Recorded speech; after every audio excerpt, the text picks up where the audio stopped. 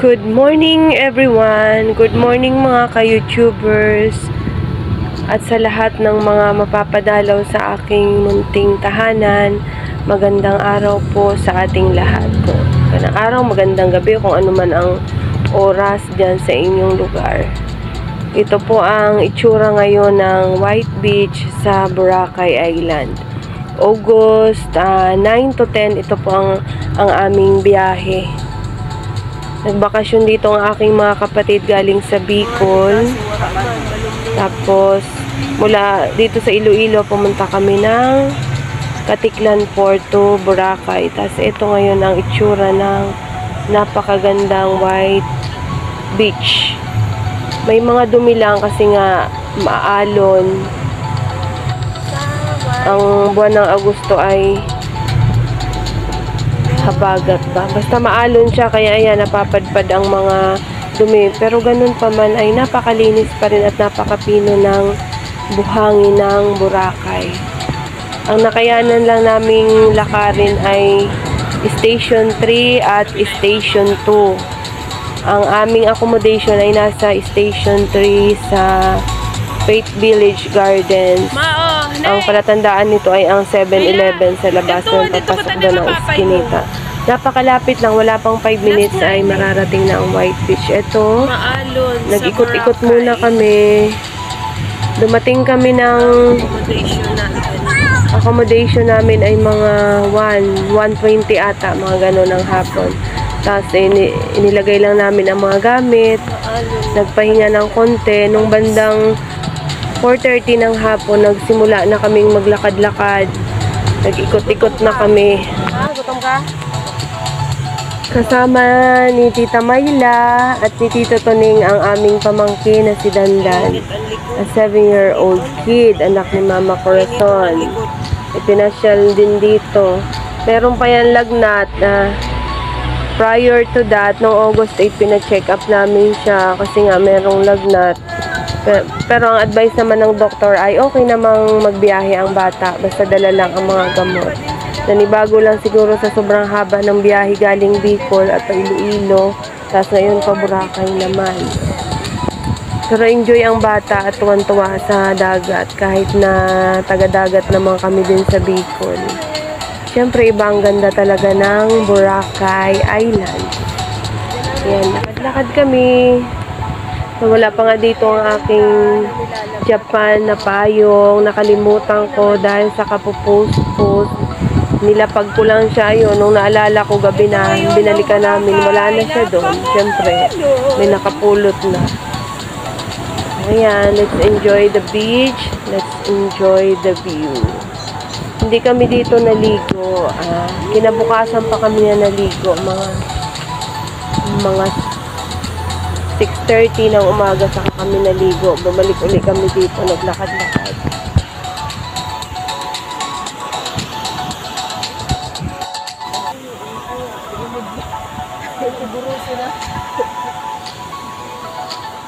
Dok sa bala.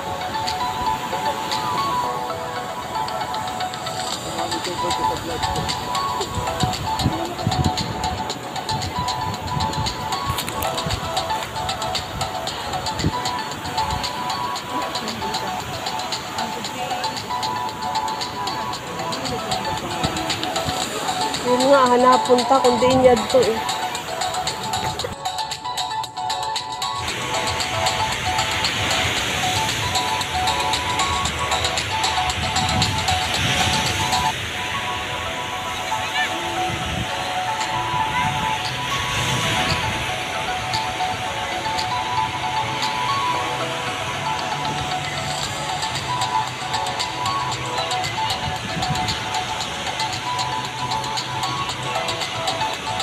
Welcome to Boracay.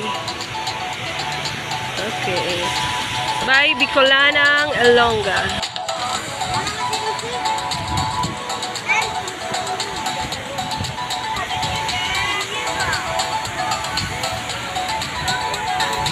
Along the way, napakaraming nag-o-offer ng mga tours, water activities, land tours. Wala, hindi pa kami nag-avail. Ito ngayon, nasa grocery kami. At si Kuya Dandan ay nagutom at nauhaw. Siyempre, may kamahalan ng mga presyo dito. Lakad-lakad lang muna kami. Ayan, napakarami ding mga nag-o-offer ng buffet. Buffet dinner. Siyempre, pricey. Ang pinakamura dyan na nadaanan namin ay sa La Carmela de Boracay. 499 pesos ang buffet dinner. Ang iba ay sobra na 1,000. Siyempre, ang mga pang high-ends. Kami ay naghahanap kami dito ng affordable. Ang kaya ng budget. Ito, nagpahinga muna kami dahil napagod sa kalalakad. Magpapagutom muna kami dyan. Tapos, pag gumabi na, saka nakakain. Upo-upo lang muna. Napakaraming taong naglalakad. Lakad lang ng lakad ang lahat.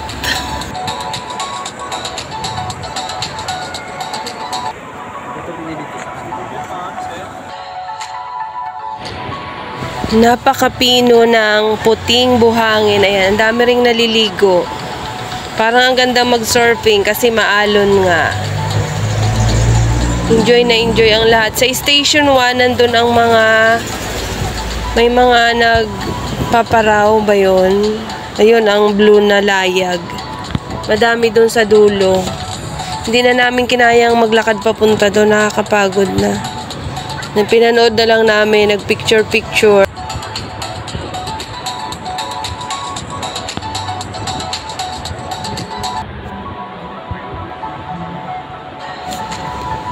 Pahinga muna dito ang aking mga kapatid at si Dandan. Pagod ako naman, naghanap ng makakainan doon sa D-Mall.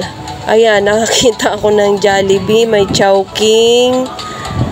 Maraming fast foods dito sa D-Mall.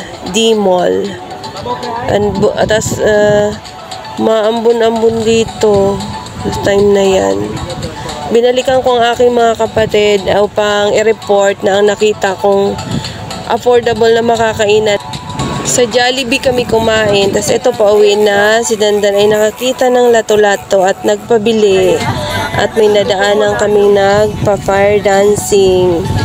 Magbibigay ka lang ng donation. Then pwede ka makapagpa-picture, magpa-video. Yan. At trinay naman namin. Nagbigay ata si brother ng 50 pesos. Si Mayla. Tapos nagpa-picture kami. Then, pabalik na kami niyan sa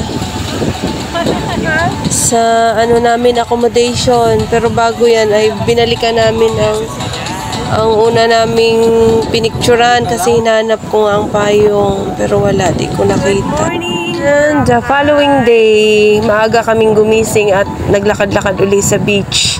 Papunta naman sa dulo ng Station 3, doon sa may mga bato-bato. Tapos hinanap ko na naman uli ang aking payong na nabili ko kay Brother Anthony sa kanyang Japan items. Kasi lago talaga ako kay Darling, pero di ko na nahanap. Ako talaga ay pasaway. Number 1 na makakalimutin. At sa bawat biyahe ko, bawat pag-alis ko ng bahay, siguradong may malilimutan ako. Palagi yun. Palaging nangyayari yun. Kung hindi panyo, pantali sa buhok, or anything, basta hindi nakadikit sa katawan ko, nawawala. At ito nga payong na yun, ay naku na lang, na-stress ako sa payong. Kasi ang ganda nun, gustong-gusto yun ng aking Darling. Wala. Hanggang ngayon, August 19 na hindi ko pa maamin sa kanya na nawala ang payong.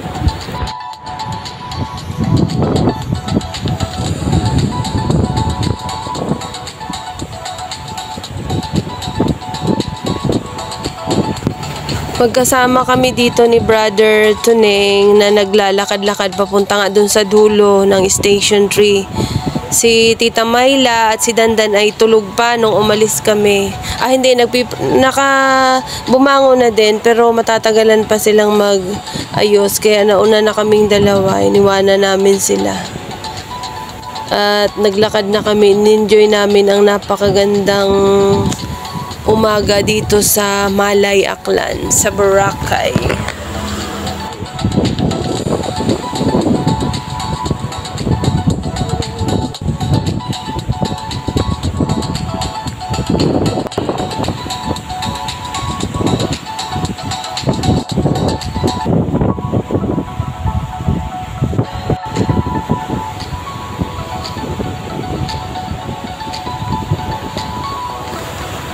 Boracay is really an amazing beach.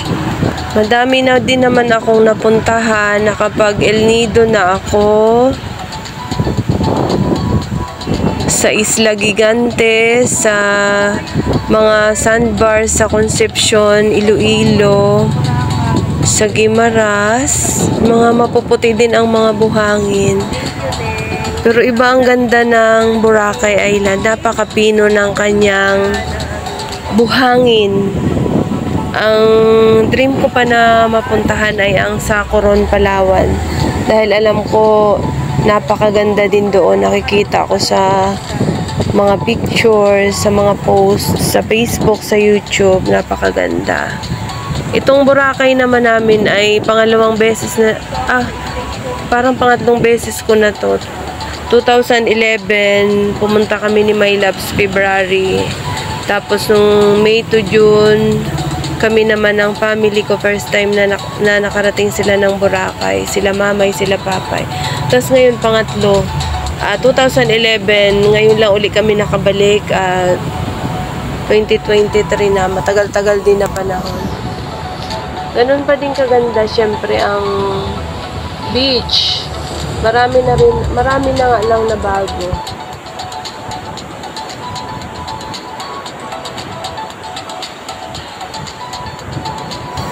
I am enjoying the waves here. Si Brother Anthony naman ay busy din na sa kanyang pagbablog.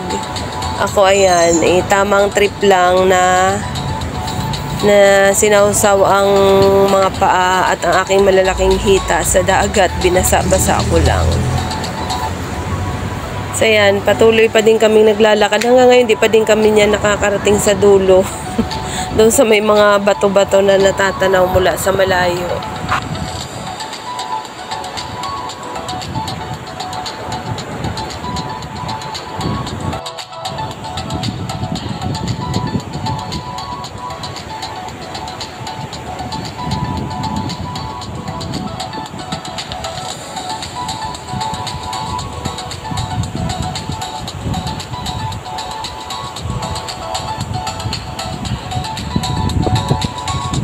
In this portion, it is very clean. Kasi nakita namin na maaga pa lang marami na ang mga naglilinis na kinukuha nila yung mga dumi na napapadpad. Yung nakita namin kagabi. Ngayon ay wala na, nalinis na nila. Station 1 ang... Kaya ang ganda dito sa parting dulo ng Station 3. Akala mo wala ng mga tao, pero ang dami pa din. Tapos may mga resorts dito na mga pang private, siguro mga mayayaman na gusto ng katahimikan, kapayapaan or whatever. Ang gusto lang nila masolo at ma-enjoy ang beach. Malayo dun sa aming accommodation. Dikit-dikit doon ang mga ang mga matutulugan. Dito madalang lamang pero malalaki. Malalaki ang mga gusali.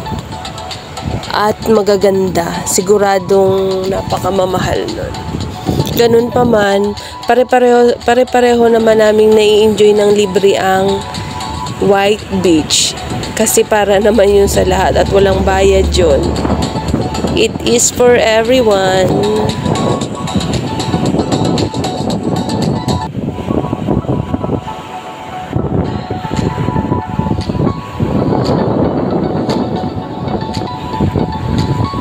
I am super happy and thankful to my sister Myla Ditz.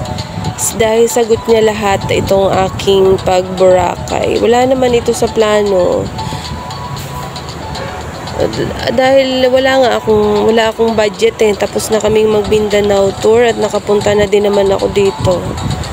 Pero sabi nga ni sister, samahan namin si brother Anthony kasi di pa siya nakarating dito.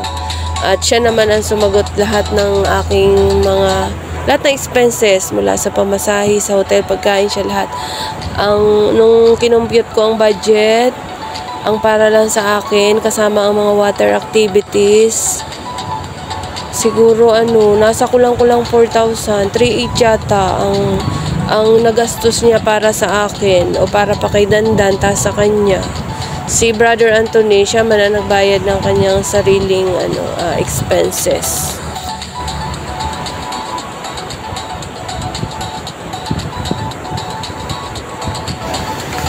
Ayan, ini-enjoy ko talaga ang dagat. Salamat at na i-flip ni brother ang camera upang ako ay makita. Hindi na pala ako nakita. Ayan no. Lakas ng alon talaga. Sarap makipaglaro sa alon.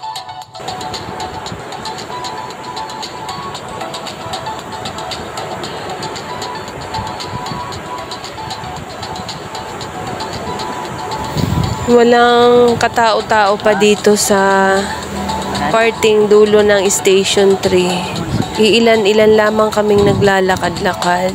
Station 3. Kaya parang aakalain mo kami lamang ang tao dito. Pero hindi naman, marami din dito mga kabahayan.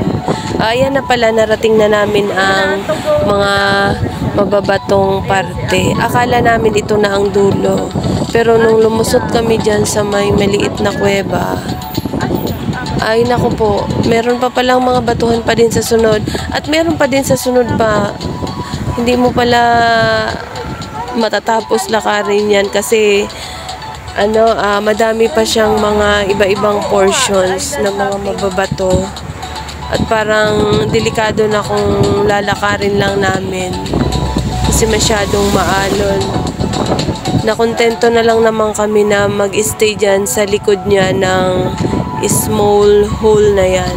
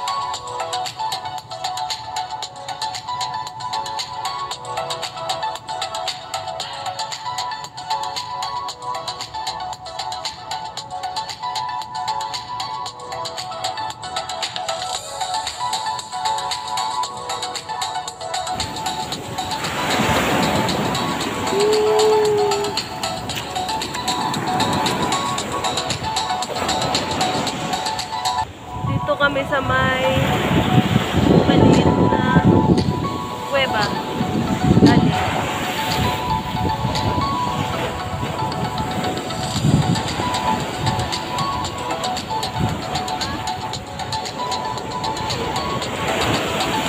Bakit nag-agit sa iyo?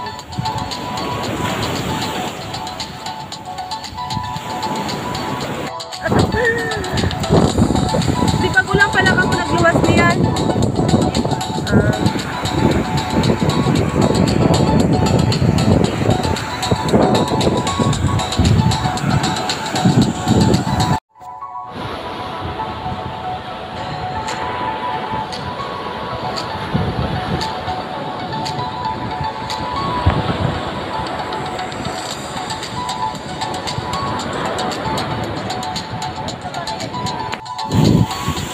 Mabalo!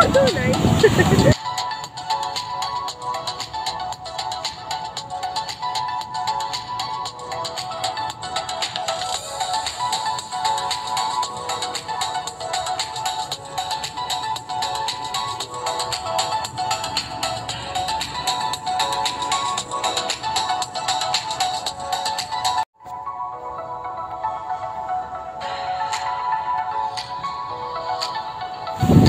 Oh, di ba? Tingnan nyo, buwis buhay na pag crystal kayak dahil nga napakaalon. Hindi mo akalain na ganito ang tunay na pinagdadaanan bago ma-achieve ang mga perfect na anggulo doon sa crystal kayak only shots. Ano yan, Castle? Eric, bata. Ah? Ay, ang galing. Go lang, tita la, aura lang, aura. Magaan naman kayo. Nung ako nga ang sumakay dyan sa kayak, lumubog dahil napuno na ang alon. Buti na lang at nasa mababaw na nung tapos na ang shots. Ako ang unang. At yan po ang aming adventure dito sa White Beach. After nyan, lilipat kami dun sa kabilang side nitong beach dahil doon kami mag-water activities.